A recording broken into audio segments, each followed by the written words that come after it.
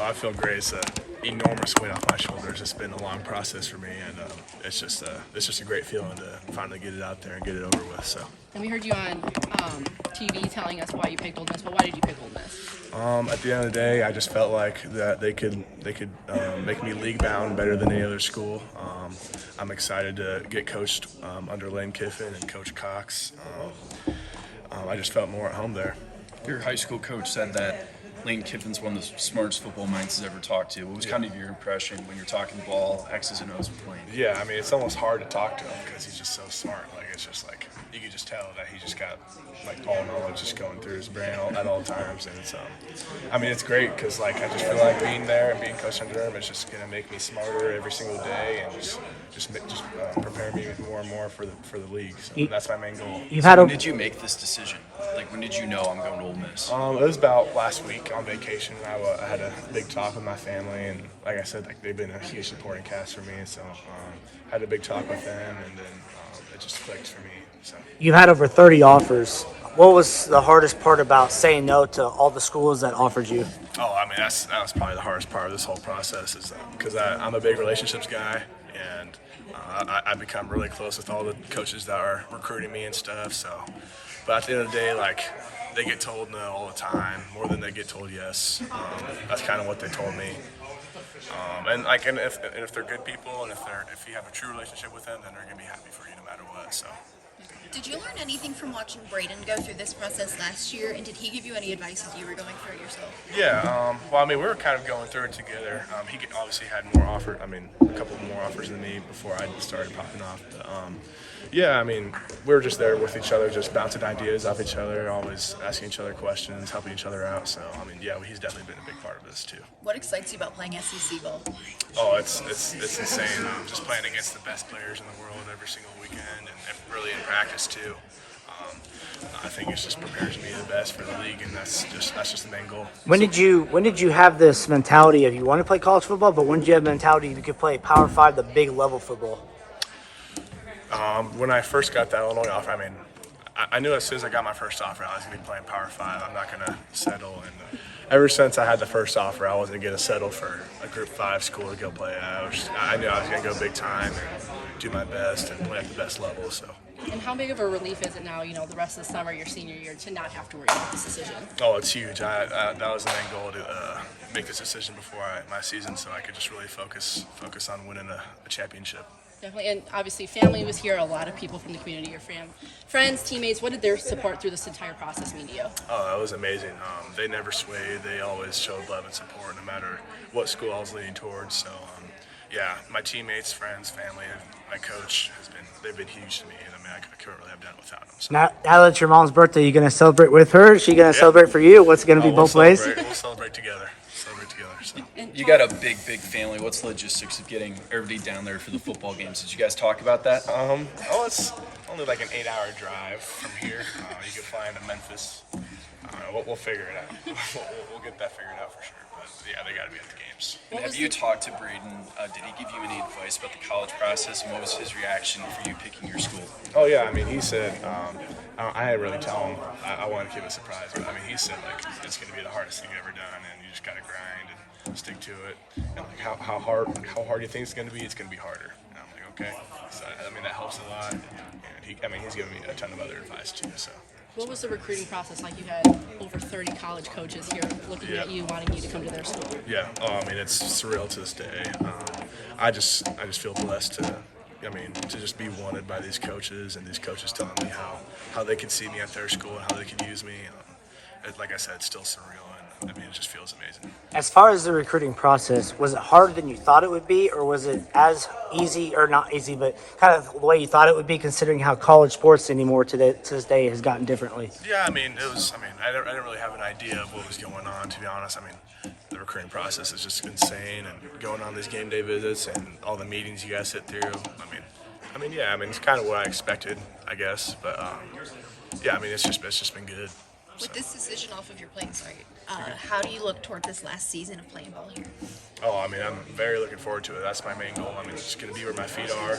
Now that I made a decision, I can not worry about making a decision, obviously, going into the season, and just going to focus on winning a championship with my boys. So. And what does it say about this Braves program that you and Brandon are both going to be playing power for? I mean, it just says a lot about, just development, I guess. And I mean, we just had a special couple of classes these last few years. Really rare for this to be happening in Mount Zion. This really hasn't happened before, so it's really cool for this. Me and one of my best friends to be the one. So. And it just says a lot to how much we're dedicated to our craft and how much we work with our teammates and stuff. So, Mount Zion's the place to be. Mount Zion, and you're another 4-star with Braden. Talk about that. But Braden's 6'2", you're 6'6", 6'7". Talk about what you want to do as far as your growth, how big you want to be. What's going into that? Yeah, I mean, I expect to be pretty buffed up when I get into college. I consider myself a little skinny right now, even though I'm only 240. Yeah, me and Brandon are different positions, and being 4 stars at both of our positions was special. And like I said, it's just really rare for that to be going on in such a small town. And it's just really special, to be honest. Just at the end of the day, that's just what it's come down to. What was Coach telling you throughout this whole process, even within the last couple of weeks, just to help you, do what's best for you? Yeah, me and him have sat down a couple of times. He's been a huge help. People don't know it, but he has. And he's big on the pros and cons. And we've sat down before, just went through all the pros and cons, just what's good about this school, what's good about that school, what's bad about this school, and it's been a huge help because he's got buddies in the NFL, and he asks them questions too. So. You've obviously talked about wanting to play in the league someday on Sundays, but what do you think it's going to take to get to that? You obviously talk about hard work and drive. You have that in you, but Coach Etherton says you're such a good kid off the field, on the field, but NFL someday is obviously what you want to play for. Yeah, it's going to be probably the hardest thing I've ever done, and I'm just going to be dedicated to it. Like, I grew up dedicated to everything I've ever done, just competitive about everything, and I'm not going to let anything sway me. And that's why I think Ole Miss is the place to be, because I think that I'm going to be motivated the most to just be league bound there. So. You said it on the stream, but what do you want Ole Miss fans to know about you? What is your message to them? Because they're a pretty hardcore fan base. Yeah, I'm just saying, we're gonna win a lot of games, and I'm gonna work my hardest I've ever worked in my life to be there for them and be a part of the process. So. Ole Miss's big rivals with Alabama. You excited to take on Mac? Oh, we've talked about it. He knows that. He's been knowing that I'm going here, so that's just so crazy to think about. Both playing in the SEC, me and one of my best friends playing against each other. So, yeah, it's exciting for sure. Yeah. You may have said this on kind of blank. What made you choose Ole Miss over Auburn and Illinois? At the end of the day, I just felt like the coaching staff there would just prepare me for the league the most, and that's the number one goal. Just the great football minds and the offensive staff is just out of this world, and I feel like I'm going to grow the most in my football knowledge and in my football, obviously, abilities there. So. Just last quick question. Does Ole Miss have a proven track record of tight ends? Is that something that sold you? Like some of these guys just have super high numbers? Yeah, their tight ends there the last couple of years with this somewhat new coaching staff. With Joe Cox, he got there last year, but Prescorn was a really good tight end. They had Daquan Little, who's there right now, and some other ones that are probably their third, fourth leading receivers there. They're obviously known for their good wide receivers too, but I feel like anywhere I go, if it's anywhere like Auburn, Illinois, I feel like I could be that guy for them. So. Yeah, it's an awesome deal. It's really lots of years accumulation of work that comes to this moment today. Our whole community, everybody's excited. We got a kid from a town of 5,900 people going and playing the SEC. It's awesome. He's a great kid. He's a better person than he is athlete. So everybody's excited. I think everybody's also kind of relieved. It's been a long process. Recruiting it takes forever. But, now it's over. He can enjoy the rest of the summer, enjoy his senior year. But no, we're excited and look forward to it. When did you notice that he's going to be a big college football player? Probably sometime in JFL. In JFL, we kind of noticed. And then freshman year, he started. So he started all 4 years for us. There was a few things he did as a freshman that it was, the moment of you're like, hey, if this continues, he continues to develop, grow, that he has the opportunity to, play big-time football. And then as it continued, then it started to get to the point of where, okay, hey, this is probably going to be as big as there is. They have an opportunity to play Power 4, and the opportunity to play in the SEC, which is, pretty impressive. What do you talk about? He had over 30 offers at one point. What does that mean to you as a coach to help support him? He's called you a big role model since day one. Yeah, I mean, that's part of my job. I'm lucky. I'm at Mount Zion. It's a great place. We have great players. We got to go through this a little bit. Braden Trimble, just had that experience, and then I was lucky. I've coached 15 years of college, so I still have buddies that are in college and in the pros and stuff. So get an opportunity to talk to those guys and kind of help me, and then help him go through the process. And I was just there to guide him along and let him get all the visits and see the schools, and then ultimately came down to him and his family's decision. And we're very excited for him. You mentioned Braden. That's 2 guys out of your program playing Power 4 ball. What does that say about what you're doing here? Yeah, I mean, it says a lot about our players. We're lucky we have great families and great community support, and I'm just lucky to have those kids. They're 2 of the greatest kids ever. And, I tell people all the time, I let them babysit my kids and have zero concerns about them. They're such great people. I'm just lucky, and our own coaching staff, we're blessed to have kids like that running around, and we got some more kids walking around the school too. So it's just lucky, and it's a great place here in Mount Zion. How excited! It's easy for you to get down to or over to Memorial Stadium. How are you going to get down to Oxford? Are you going to try to make a trip down there? I'll make a road trip. Yeah, Have you been yet? I haven't been yet, but I've heard some great things, and have told them that I plan on making a trip for spring ball. I got my Braden Trimble jersey at home, so I'll get one, and JC one when those are available. But get an opportunity to support our players, and it's the same with the rest of our guys. We got a ton of kids playing college football all over the place, and our coaching staff tries to get out and support those guys. And now we got an opportunity to go to 2 huge stadiums and see big time football and see our kids run around. You have a pretty good passing attack next year. Jacob Harvey and JC Anderson. What is your expectations for this team next year, and do you trust JC to still want to keep improving his senior year even with college locked up? Yeah, I think the thing now is he can relax. I think he puts so much pressure on himself and